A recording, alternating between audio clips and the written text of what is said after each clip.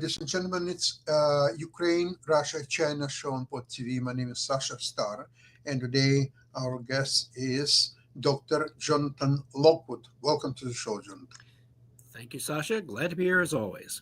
Yes, it's always my pleasure to have you. And a lot of things happened in this last 3 4 days since Friday, and the major story is obviously Trump. Sort of compressing somewhat these 50 days to something around 30 days. So from now on, we still have, what, 10, 12 days left. So we're talking about, Possibly less. say, plus minus August 10th in my Okay. estimation. Okay. Unless Trump will make some other revisions to this He date. could. He's shown the pattern in the past, such as with Iran. Yeah. He gave them a X number of days, and all of a sudden, I was like, "Oh, I think I'll do it now." Mhm. so he showed that he has shown that he can be unpredictable and cut off and has set the precedent. So Well, just with because, Iran, actually, Netanyahu helped him a little bit oh, yeah, because he originally gave him exactly 2 months, 60 right. days. And on 61st day, Israel struck Iran because his explanation was, well, did you say 2 months? Well, exactly today, 2 months passed, and today is the third month, the beginning of third month, we strike. And Trump was sort of in a situation where he was almost forced Right. to do his action. So, Yes, he said, "Doggone it, he took me at my word." Oh, how dare he do that? yeah, exactly. Okay, so now we're, instead of 50 days, we are now, say, 30 days approximately. So we're all into August 10th approximately, as we say. And remember, Sasha, there's no rule given his past behavior that says he could not cut that even shorter if he sees that. If he sees Oh, that Putin is simply trying to take advantage of the situation to launch more terror attacks on the Ukrainian population, well, then he just might say, "Well, hey, let's go ahead and slap the sanctions on, do the other things, and increase military aid to Ukraine and do other things." And probably it would not surprise me if President Trump, behind the scenes, gave Zelensky free reign to do whatever he wishes in order to he feels necessary in order to defend Ukraine. well, Jonathan, but we both know that intention to prolong this or compress that, for instance, 50 days to 30 days, it doesn't mean that the weapons will appear in Ukraine Yeah. instantly. That's probably not the case. So it would be wonderful if Trump says, "Well, I fed up with Putin. He's good for nothing. Okay, let's take over the Moscow and Petersburg. Ukraine. Okay, just go and do it." But Ukraine doesn't have the necessary weapons to do it. It may do some damage with Yeah. its own forces. Well, it's However, going to do at least the declared intentions are at least going to do more indirect damage, but long-lasting damage to the Russian economy and into Russia's ability to sustain the war over the intermediate to long term. That we can see. And what we cannot see, of course, yet, as we have discussed previously, is Ukraine is keeping is playing its cards very close to the vest. It is not going to talk about. It has learned its lessons from previous offensives. It is not going to talk about the timing and the place of a counteroffensive on its own in order to throw the Russians completely off balance. However, I still maintain that the decisive center of gravity in this entire war is the Crimea. And the center of gravity of the Crimea is the Kerch Bridge, which the Ukrainians have struck successfully several times. And they may be concealing their intent. I would say that the key indicator for a successful counteroffensive against the Crimea to recover the Crimea itself will be preceded by the destruction of the Kerch Bridge. I mean, the destruction of it completely severs the link between Russia and Crimea logistically as well as for reinforcements. So that would then be the signal that would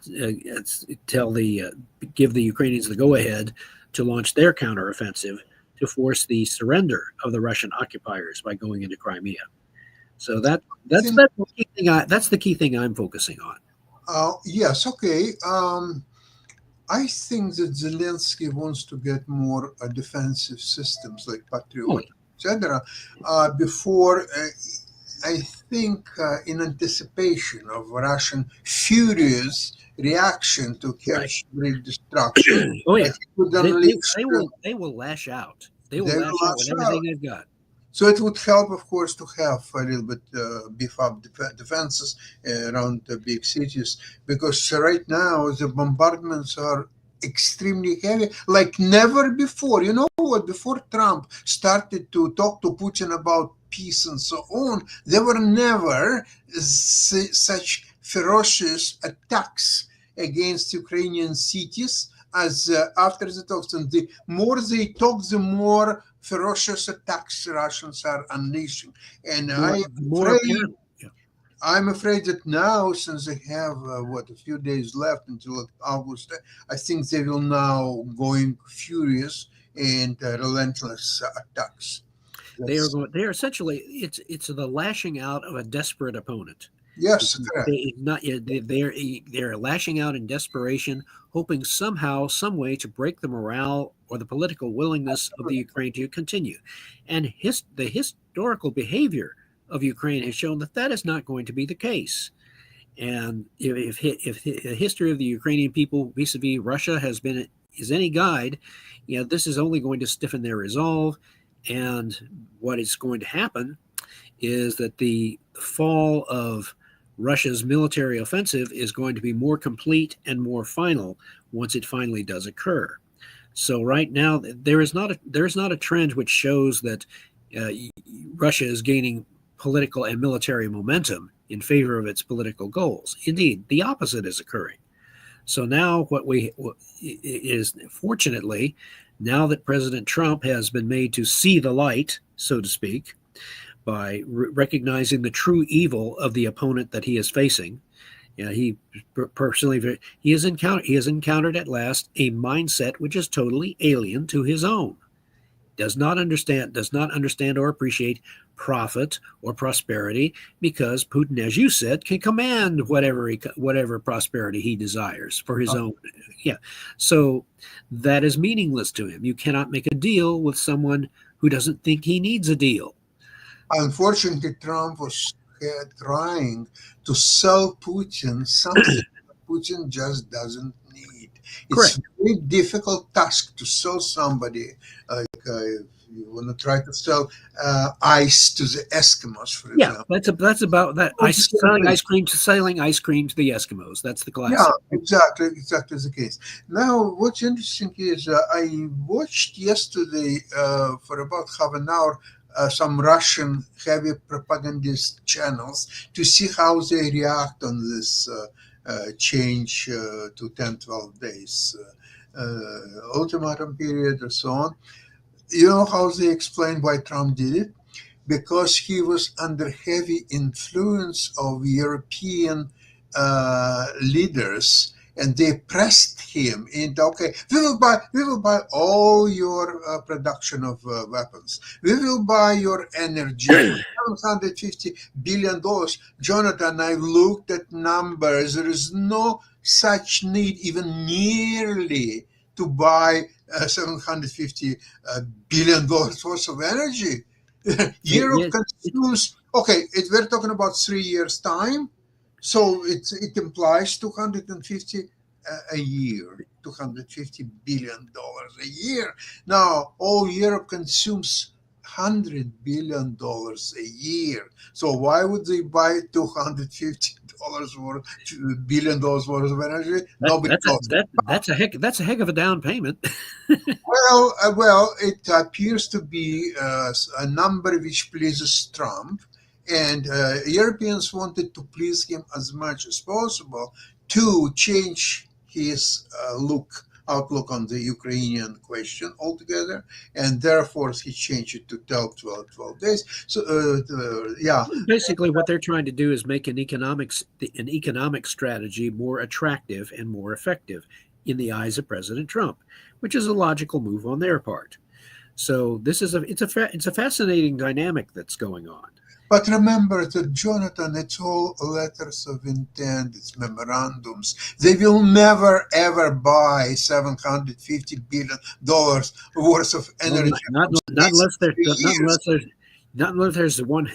there appears one heck of an energy demand. Which, what sort of energy demand would satisfy that? Okay, it could be 750. You know how they will sell for 750, and 500 billions will come back to United States as excess capacity figure. So okay, but it's not our problem to. It's beyond the scope of the current conflict. Yes, that's a long range consideration. However, why I raise this question? It's important for Russian propagandists how they explain what's happened to Trump. So they say that Europeans, they completely get on their knees before the Trump, and they acquiesce to any demands whatever Trump had to buy weapons for so much, and energy, and invest to U.S. so much. When invest to U.S. What to U.S. But it doesn't matter. He got a shining image of himself throughout the affairs, and that's what's important. What's happened in a year, 2 years, 5 years, nobody cares. What's happened today, that's what's important. Yeah. Well, what's interesting is the way that the Russians could also be explaining, and I think they've made some references to it in the past. You remember during the Soviet period that there was a character that the Soviets had created, a capitalist caricature called Mr. Twister. Yes. Yeah. And if you look at the character of Mr. Twister, and I read about the character Mr. Twister in some of the books, and there are, at least in the Russian perspectives, great similarities between the character of Mr. Twister and President Trump. Some superficial. A famous poet, Marshak, he wrote for their children, Mr. Twister, бывший министр, Mr. Twister, миллионер, владелец заводов, газет, пароходов, отправился в СССР. Something like this. Oh yeah. So it was a very clever parody. Yep. But I thought this is very interesting. But now the Russians are being confronted by a real life version of Mr. Twister in their perception. They're confronted by the ultimate capitalist. And it's very strange. Did you know that there is a Russian language version of the game of Monopoly? Yeah, what is it? Yeah, well, they simply took the game of Monopoly. In other words, the Parker brothers was able to sell Russian language translations of the game of Monopoly to the Russians. So actually, the Russians could, play the American game of Monopoly with all the pieces, all the words in Cyrillic, translated into Russian, and the rules. And so they said, you can play the ultimate capitalist game. It says, Monopoly is to Americans what chess is to Russians. Yeah. Well, now actually Americans are now doing better and better in chess. Yeah, they are.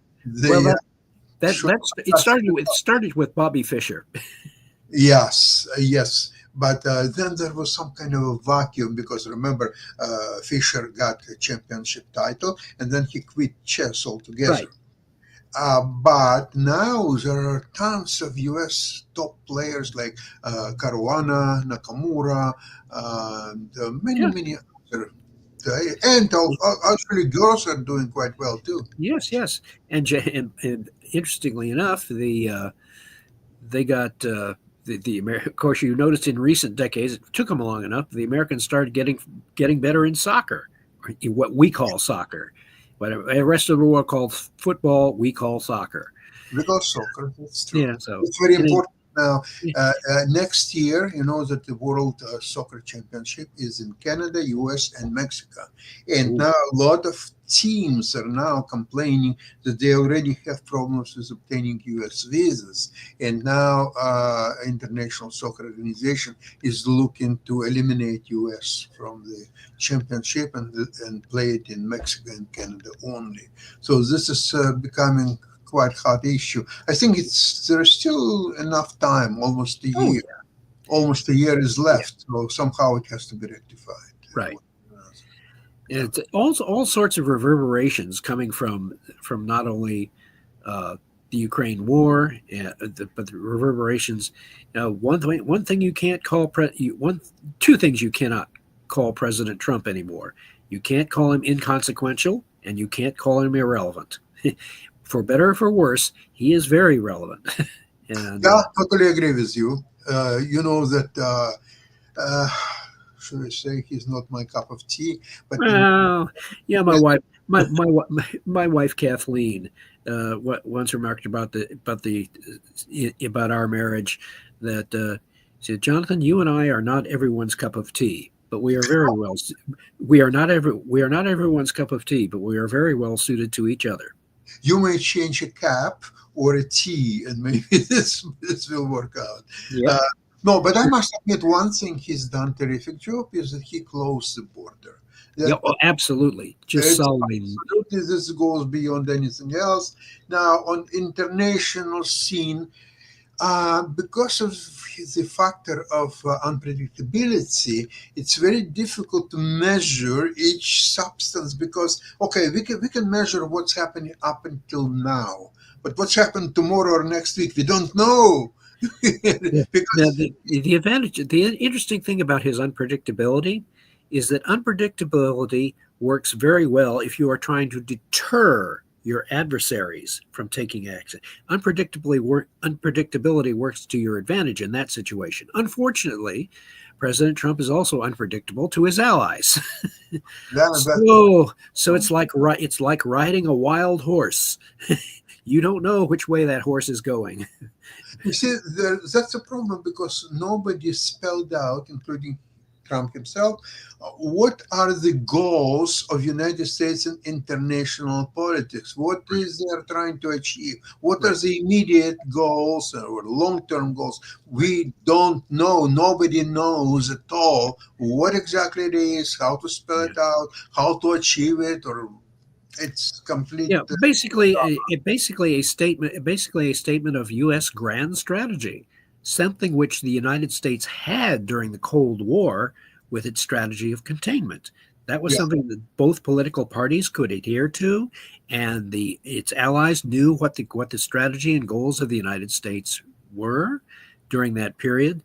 But once the Cold War ended, and there was no grand adversary to focus upon, now all of a sudden the United States became rudderless.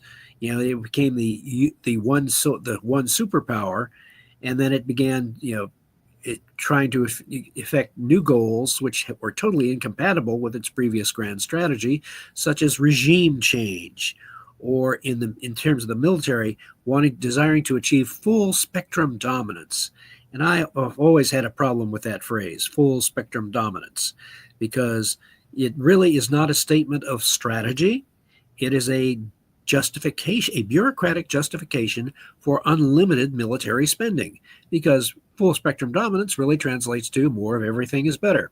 And if you're trying to justify spending as much as you want on everything, then you have, if everything becomes your priority, nothing is your priority. So, and this produces a problem for balancing the budget, for imposing. We did not have unlimited resources even during the Second World War. We had an awesome degree of resources, especially when we fully mobilized our food production and our industrial production. It was just absolutely mind-boggling. But we did not have unlimited. We had to prioritize at some point. Who are we going to fight? Who are we going to try to defeat first, et cetera, et cetera. But you get the point. Right now, the United States still does not have unlimited resources to devote to every problem. They have to set a priority somewhere. And in order to do that, you have to have a clear strategy which states your goals and what you are trying to do to your allies as well as your adversaries. You have to keep your adversaries off balance enough so that they will be deterred from undertaking aggressive military action against your allies and your interests. The problem is they have not yet declared that kind of a strategy. You can infer one from his slogan, America First. Okay, he's going to put United States interests first. Okay, that's reasonable enough. But how? How are you going to prioritize? How does this fit into the priorities of where you are going to spend money? Now, again, we have an implication of that in the so-called Golden Dome.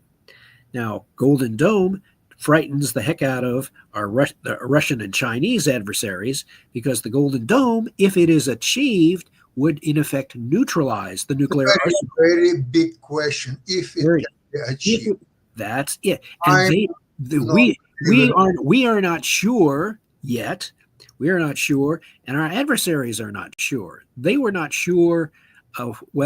During the Cold War, when Reagan declared the Strategic Defense Initiative, the Russians read too much into it. They thought it was an actual production of a capability to neutralize the Soviet nuclear arsenal, because Gorbachev received a report from the KGB in April 1985, as documented in the KGB, The Inside Story by Christopher Andrew and Oleg Gordievsky. The report said that to Gorbachev that the United States SDI program would eventually be able to block 90% of Soviet missiles in a first strike, and there was no way that the Soviet Union could keep up this capability.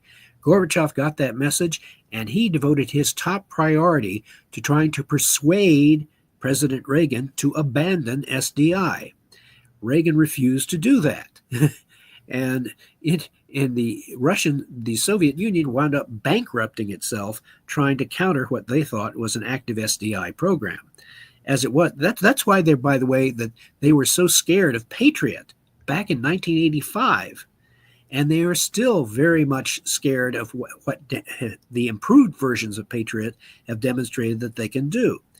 And so it's a very interesting perspective if we are able to properly take advantage of it. Unfortunately, right now, the Golden Dome is, as I've noted before, they are focusing on, they have devoted $900 million to study space-based interceptors, because they realize that is the weakest link in the Golden Dome, the vulnerability to intercontinental ballistic missiles.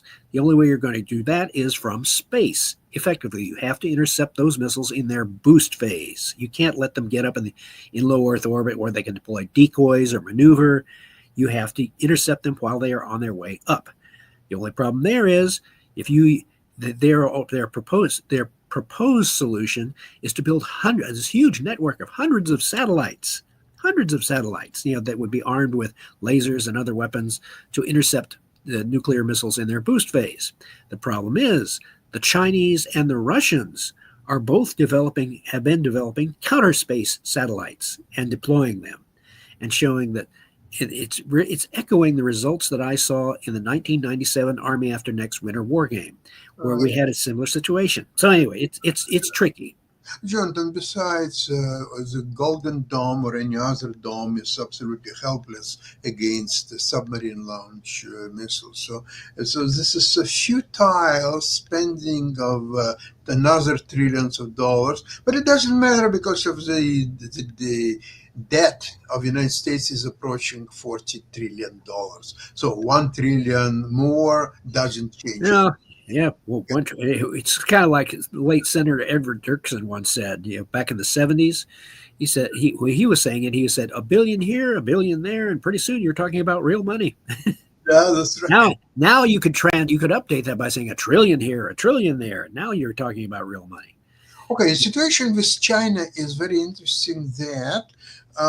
Besides, they're still working on some kind of a trade deal, which 3-4 months ago, when Trump started Liberation Day on, I believe, April 2nd of this year, until now, which is soon August 2nd, So we are talking about 4 months ago, right? Right. And nothing has been achieved so far. Once America was threatening 100% tariffs on China, China in return threatened 125% on US. So Trump backed down from that. So they're now either engaged or about to be engaged in a more serious situation. However, Ukrainians are scared about one event. It's September 2nd, celebration of the end of Second World War in the Pacific. And for some reason, China is hosting the great military parade or so on. It's nothing to do with the military victory in Second World War. It's a Taiwanese Chiang Kai-shek army. That one should celebrate, not communist China. That's for Right. sure. But what's happened here is that Putin already committed to be there, and of course Emperor Xi. And now there's a decision to be made whether Trump should visit the celebrations or not. If he is not visiting, then there is nothing to worry about it. Now, if he does, and some people now think that the 50 days was exactly to expire around the September 2nd, so then it expires. He is appearing in China together with Xi and Putin, and they will make all decisions about peace in Ukraine, and Ukraine will be in a position that it must accept. If three leaders of the world came up with a certain plan, they must accept it. First of all, they don't have to accept anything. Whatever betrays national interest of Ukraine, Ukraine must reject and not agree to it. Number two, it's a big question now whether Trump should visit China on September 2nd, or Chinese, for example, now change it to 3rd for whatever reason there might be. So it's okay, September 3rd. And finally, the tariffs on China depends very much on what's happened with this 10, 12 days windows Russians have. So according to what's being implied, that U.S. will impose secondary actions against countries which are buying Russian resources. Now, India, it appears to me that they already rejected continue to buy Russian products, but China is still there. So is this going to be on top of other tariffs on China, or it will be the only tariff? And how it all works? So there are a lot of moving parts yes. in all those arrangements. And it's like Sasha. It's like a really complicated position in chess. Where it is. Yes. It's really complicated, and very difficult for even a grandmaster to project forward more than a few moves. When you've got a really volatile situation on the chessboard. So, in this case, unless you're super grandmaster like Donald Trump. Well, he better be playing a game that no one else understands. So, which in an interesting way adds to his unpredictability. If they can't understand what we're doing, or we can't understand what we're doing, neither can the enemy. So there's a certain perverse logic to that. So Trump may actually play a game, as you said, nobody else understands. So Trump will teach his opponent how to play this game. So they're playing, and the opponent played a move, and Trump makes absolutely impossible move. So the opponent says, well, it's against the rules that you just taught me. But Trump will say, there are some exceptions which I didn't teach you yet, and this is one of them. So he will throw off the game. In a comic strip called Calvin and Hobbes, which ran for 10 years in the United States, the Calvin had a game he had made up called Calvin Ball, and he kept changing the rules during the game. So he kept changing the rules so that he would win. So, but that's typical of Calvin Ball. So I think President Trump may have invented his own version of Calvin Ball. It may be called Trump Ball. So Yeah. it could be really interesting to watch.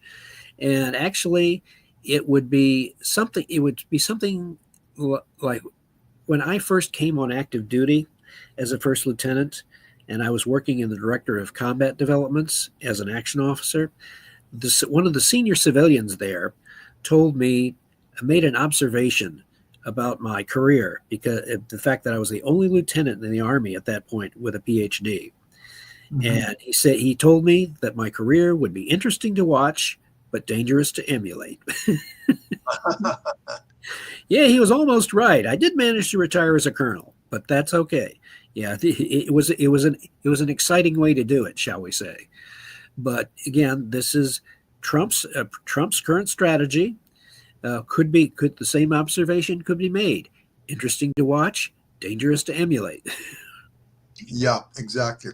Well, Jonathan, I would like to thank you very much for today's program, and we are going to watch every minute of Oh, next. this is this is more exciting than a tight. This is more exciting than penalty kicks in soccer. Yeah, exactly. So in the meantime, we'll see you this coming Friday, Yes. same place, same time. And all to our listeners, all the best. And glory to Ukraine. And as you God said, bless America, and and, we'll throw in Canada in there for good measure. You know. yeah, and our province of Ontario and city of Toronto. There we go. A full disclosure. There you go. Yeah, that's the spirit there, Sasha. Okay. Anyway, so yeah, great, and hopefully, we're hoping to. I guess Ivan is on vacation, and that's great. He deserves Oh, are you kidding? He is the man with the most to lose, absolutely. and so he deserves divine protection, peace, tranquility, and I'm hoping that. Hoping for a relatively swift end to this war in Ukraine, and for prosperity for Ivan and his family after the war, because there will certainly be enough to do. Yeah, and I was very happy yesterday. I've heard finally, in after several days, from a friend of mine. His old friend of mine from school days, but I've lost touch with him until just 2 3 weeks ago, and all of a sudden he doesn't respond to telephone calls. We are using Telegram, and I sent him email, and because of their Odessa was heavily bombarded by Russians, and his son is in the Ukrainian army, so Ooh. he didn't reply for several days. I was so worried, and I couldn't imagine even what could have happened. So on, finally, yesterday he called me. He was out of town, and there was no way to connect. And so everything is all right. I feel so much happier now. Well, I'm glad that it worked out. I'll make sure he will appear on one of our programs. Oh, now that would be an interesting additional perspective. If he can appear, and he can give a complimentary perspective to Ivan. Yeah, more ways to, and letting the world know what is really going on in Ukraine. And also, he is very well connected. He's a professor of Odessa University. Just retired last year. Professor, and he has several scientific work published, and he has a lot of also overseas connections. So it would be very interesting to. Excellent. I'm looking forward to that. Thank you so much, Jonathan. We'll see you Friday. Excellent. Bye-bye, everybody.